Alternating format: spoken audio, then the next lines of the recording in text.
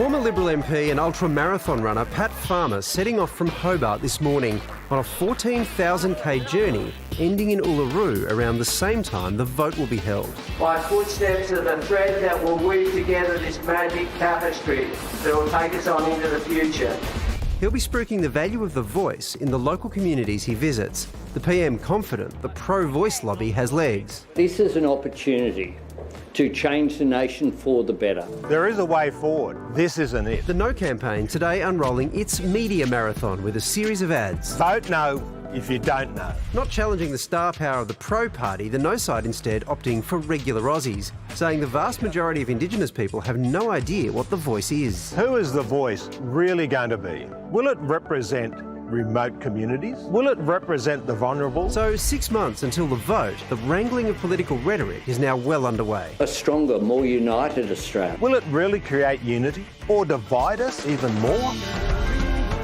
Well, joining us now is Nyunggai Warren Mundine. Now, Warren, you've called the voice a political power grab. Why do you think that is? Well, to me, it's very simple. Since the 1967 referendum, which is about equality and treating Australian citizens as all the same, we did have citizenship, but we were second-class citizens. You know, I was born under the old New South Wales Protection Act and was under the New South Wales Aboriginal Welfare Board.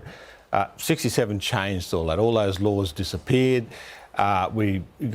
People went out of their way to help Aboriginals get to schools, get to universities, and we started moving forward as a nation. What I've seen in the last 20 years is there's two things that are happening, and that is through native title and land rights, where Aboriginal people are getting their lands back.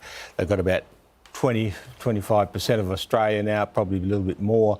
Anytime you want to do something, even if it's off Aboriginal land, you want to build a bridge, you want to build a road, you want to do a project, whether it's mining or whatever, you've got to consult and negotiate with the Aboriginal people. And that's become very powerful. And we saw how powerful it was last week when Andrew Forrest, one of the richest blokes in Australia, was stopped from doing irrigation on a river. Now, that's pretty powerful voice to do that, you know. And this is one of the problems I have, is that here you've got these people who are on the ground, who have this voice, have this power on their country. So they're there doing things for it, and then you put a bureaucracy on top of it. You've been speaking to everyday Australians. What are they telling you about the voice? Well, most everyday Australians are like most everyday Aboriginal people. They haven't heard of it.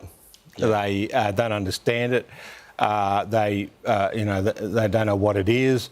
I'd say that's a large percentage of the population. The good news for us is that, and this is what I'm pretty proud about Australians, is even they may not know things about it or they're unsure about it, they still will tick that box.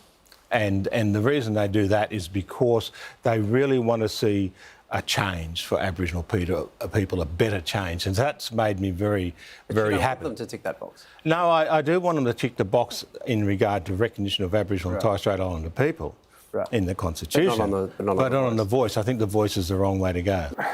Yes, no is the question. If the no case gets up, what then? Well, the no case gets up.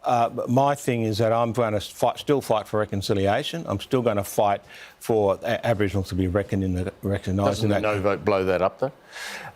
Well, no. What the problem is, you've got two things coming together which should have been kept apart. One is that if even in our polling, you ask people, do you want to recognise Aboriginal and Torres Strait Islanders in the Constitution as the first people of this country? Bang, 90%. 90% of Australians, yes. And then you get to the voice, it drops down to about 50, 52, 54%.